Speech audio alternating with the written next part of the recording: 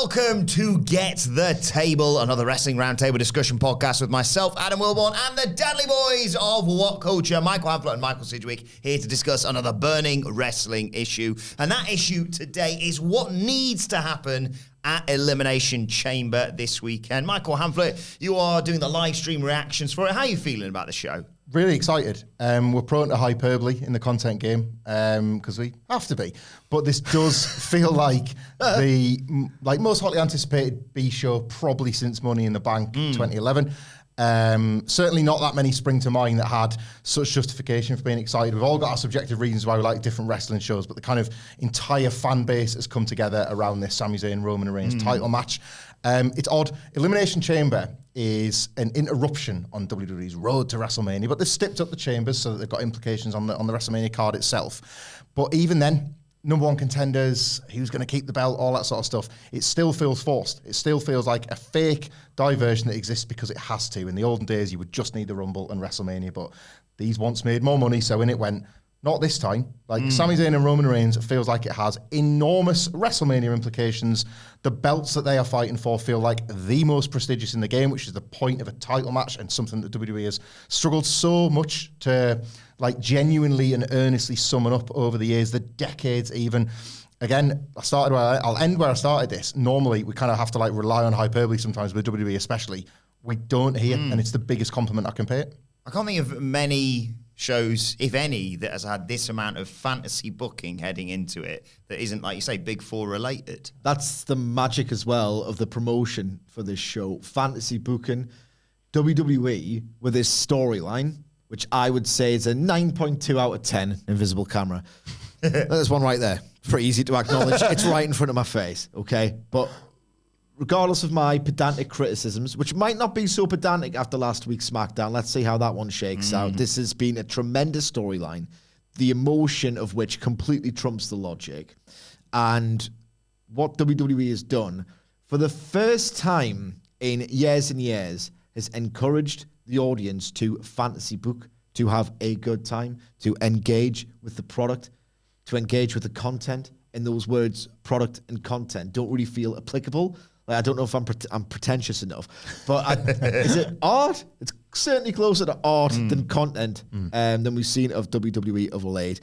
It's not necessarily unpredictable, but you want to let yourself believe it's unpredictable because this storyline on an emotional level has been pulled off so exceptionally well that it enables you to have suspension of disbelief and ultimately is an adult. I don't think we talk enough about how impossible that is. People are genuinely sucked into this, knowing it's a total work of fiction, knowing that they are in the weeds enough if you're watching this sort of thing or read about stuff like this in The Observer. We know the outcomes. We know it's a work. And yet, the power of this storyline is such that you are willing to abandon all of that when that bell rings and you will get sucked into it and feel like it's real to those characters. It's been tremendous. Let's get to Roman and Sami in due course. Let's start though with retention. The two chamber matches. You've got one for the United States Championship involving Austin Theory, Seth Freakin' Rollins, Johnny Gargano, Bronson Reed, Damian Priest, and Montez Ford. And then, of course, for the spot to face Bianca Belair for the Raw Women's Championship at WrestleMania, you've got Asuka, Liv Morgan, Nikki Cross, Raquel Rodriguez, Natalya, and Carmella. Who wins the chamber matches for you, Hamflett? Oh, in terms of the US title, there's some really entertaining wrestlers in there and Austin Theory, but at the moment, so few of them are doing that much, and I think that takes away from the overall spectacle of the chamber itself. The stipulation is supposed to, because of, again, its placement in the calendar and what we've known about it over the years, it's supposed to feel quite big time, and this one feels anything but that, because other than Austin Theory and Damian Priest, they're not particularly as a singles wrestler, none of these have got a great deal going on. Johnny Gargano is presumably going to start this. They always put at least one quote-unquote great worker in there to work the whole thing. It's kind of got to go in there to wrestle to remind people who he is and why he had such value with people in the first place.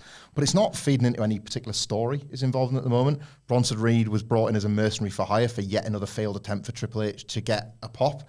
You know, so like it's just individual case like that. Seth Rollins has got his eyes on a match that is bigger than this one. Like that's the reality, isn't it? You know, Logan Paul versus Seth Rollins is bigger than Seth Rollins defending the United States title at WrestleMania. That's just how these things shake out sometimes. So I'd love to see a Damian Priest, for example, just as somebody I like in an act I enjoy win the belt. But you just cannot look past Austin Theory. It's the least captivating match on the card, and the gimmick is in the title of the show. That's just how these things go sometimes.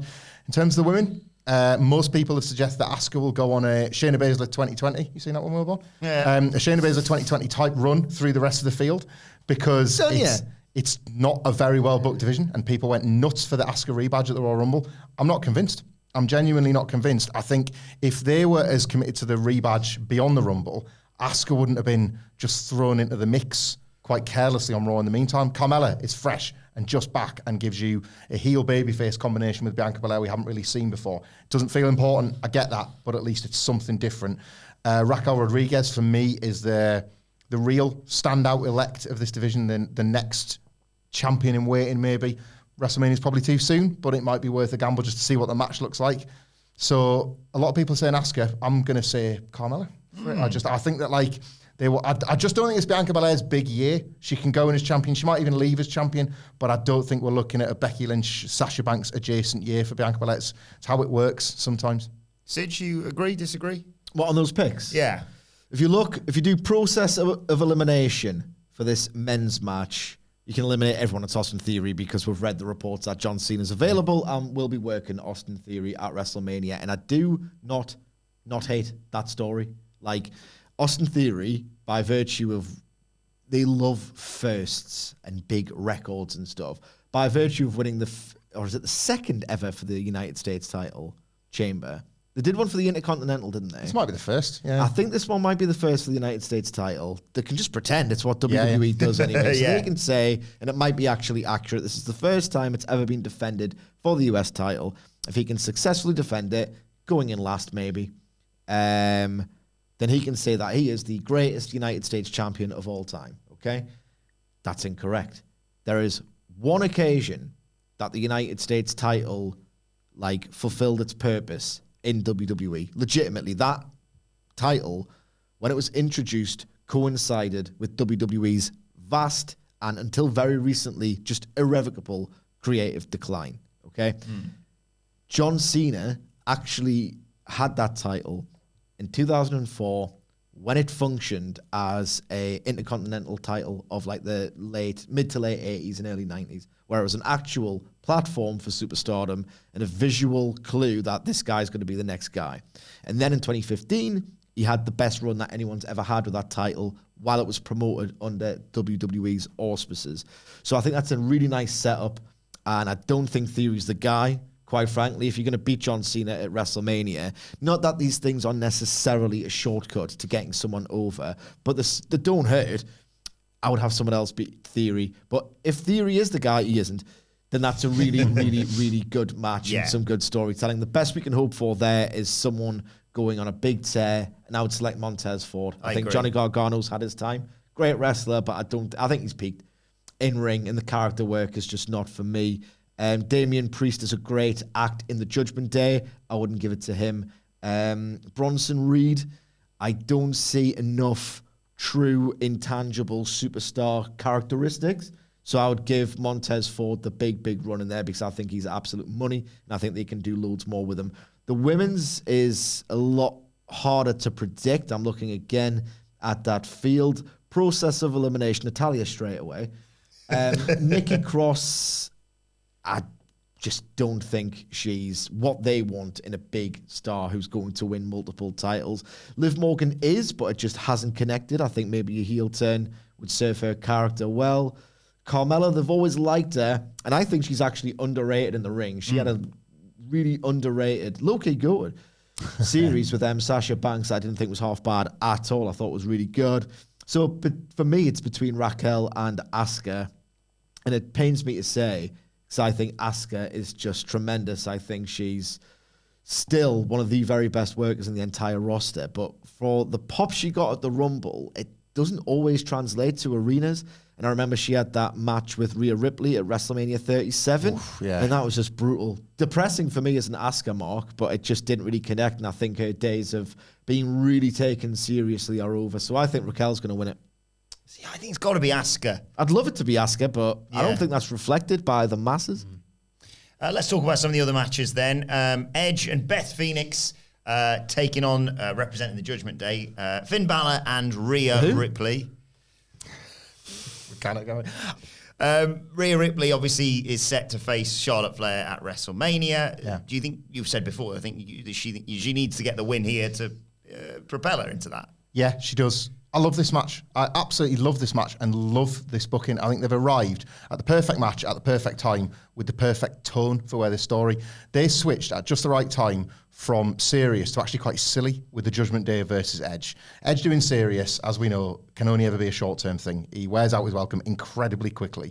So they got that out of the way at Extreme Rules in pretty dramatic and hot fashion. And ever since Edge has come back, other than getting his revenge at the Royal Rumble in a moment that was there as quick as it was gone, it's been quite fun, this. We've had Edge. There's been a bit of levity to Edge and Beth Phoenix because of Dominic Mysterio. Beth Phoenix beating up Dominic Mysterio is the funny bit. Edge gets to be the cheerleader to his wife. And that dynamic is working so much better for this whole thing. This is the silly bit because we have got one more serious chapter to come, and that is between Edge and Finn Balor, presumably in Hell in a Cell at WrestleMania in that match that was moved on from the Royal Rumble. This is the perfect arrangement of wrestlers. So Edge and Finn Balor get to extend their thing one more time without needing to pin either of those two men, I don't think. Beth Phoenix, a Hall of Famer, somebody WWE hold in high regard as a historic figure in the women's division, a genuine feather in Rhea Ripley's cap, the last one as she goes on to surely beat Charlotte Flair at WrestleMania. But this is that one last stamp of approval, like, Charlotte, whatever you thought I was 3 years ago, I'm not that now, and look, I just put the Glamazon into place. In the meantime, Dominic Mysterio presumably runs interference for the two of them until he is chased off by his own dad in another great pop for the live crowd and another build to that one. I just think this is perfect matchmaking that allows for yet more great booking in these various stories. I'm not as high on the Judgment Day as my colleague. Who else is? He's absolutely buzzing, I love isn't the he? Judgment Day, man. I He love just loves the Judgment Day. His favourite thing. They Gets are. out of They bed. proper are. Listens to Alter Bridge on his commute, don't you? Yeah, at least once. At least once. Especially on Mondays and Tuesdays, because that's like Judgment Day part of the week. Gonna anticipate the Judgment Day on a Monday morning, Yeah. and then on Tuesday morning, you just love the fact that you've seen the Judgment They've Day. happened. That's my Judgment Day for the week. Look, this is good. Beth Phoenix is the designated pin eater is fantastic because it strengthens Rhea Ripley ahead of the Rumble, and the Judgment Day having won over Edge, albeit indirectly, is good heat for the babyface triumph at Hell in a Cell. If you're into the story, it doesn't really matter that this is the logical and as such predictable way to go about it, because why make a wheel square? That's just the way it has to go. It's the way it's going to go, and it should be pretty damn entertaining on the night if you're into that sort of thing. He's going to be absolutely buzzing, this lad. I can't wait. Let's talk Brock Lesnar, Bobby Lashley again. Chance we get a Hurt Business reunion here? No. Not for you? Well, no, because I want Lesnar to do something of greater importance and more interesting and more fresh at WrestleMania. I want that to be a match against Gunther. I want the title to be taken off Gunther in a three-way with Sheamus and Drew beforehand. That's the realist of me talking, because I don't think Lesnar... He'd happily work Gunther, but he's not working an Intercontinental title program. Love it if he did. I think it's politically not. I'm happy to be wrong. That'll be the ultimate. Okay, I can actually believe in the prestige of the Intercontinental title again for the first time since what, 1997? Yeah. 1998. Be fair, the SummerSlam. Yeah, the Rock and Triple That was a H, yeah. true Intercontinental title match because you knew you were watching two people who are going to be main event stars, but for now, that's their prize. That's right, the Rock and China and Triple H was in it as well. Yeah, absolutely. For the first time since truly 1998, The Godfather was champion in 1999, and they've never recovered really since then. We've had people talk about bringing it back. Everybody's talked about bringing it. We've had the physical design brought back, but no one's really brought back what matters. Not the design, not the talking about bringing it back, the prestige, and Gunther's done it with Triple H as well, of course. Ultimately, I'm talking about what I want Lesnar to do after this match, because the thought of this match The third match between them does not energize me at all. It's one of those. I'll watch a suplex on the night. My heart will be in my mouth. These two behemoths will collide. It will be really good, but it's just a bit uninspiring for me. And I was so relieved when I saw that angle and Lesnar had the actual contract in these little waistcoat, was it? Yeah. And he said it's for Elimination Chamber. I went, ooh, that's good. Yeah, that's the thing. Isn't Lesnar's going to win, and maybe in the aftermath, because he did ask us a question. It's pretty rude of me not to answer. I'm sorry. I think in the aftermath, MVP on TV can say something to Lesnar along the lines of Lashley, something along the lines of, look, maybe it would have went a different way if we were back in business, because they've been saying business. Yes. You're hurting, Bobby. Yeah. All these like really like delicate Easter eggs and You have to stuff. watch it a couple of times to spot it. Oh yeah. This is the thing, isn't it? Yeah, I was excited about Brock Lesnar, Bobby Lashley again when it was for the Chamber Premium Live event, because of the fact I thought, well, that frees up Brock for something else at WrestleMania and Bobby. But yeah, that is wholly sort of caveated by the fact that Brock kind of has to win. Yeah, this was it's a bit of a spoiler for a podcast that's going to go out wherever you get them. When me and Phil sort of preview this card as well, do our predictions. I was of the opinion that Bobby Lashley was going to win because Brock's the most easy to recover wrestler on this entire roster. Even when he loses, it never really feels like he does, and you're instructed almost to forget about it if he rocks up the next night on Raw with a different haircut or a cowboy hat or whatever. And I thought that MVP was going to use the Hurt Business as proof of concept. Lashley has never... He's been forced to pivot between babyface and heel based on what Brock's doing at the time, rather than having his own character. And he's been back in the suit, even if he's said to MVP, the Hurt Business isn't really for me. He's showing that he kind of wants that. And I thought they were maybe tipping the hand to MVP, using the Hurt Business to help him win, to say, look, you do need us. We need you too. We've all beaten Brock Lesnar together. We're back and we're better than ever. We've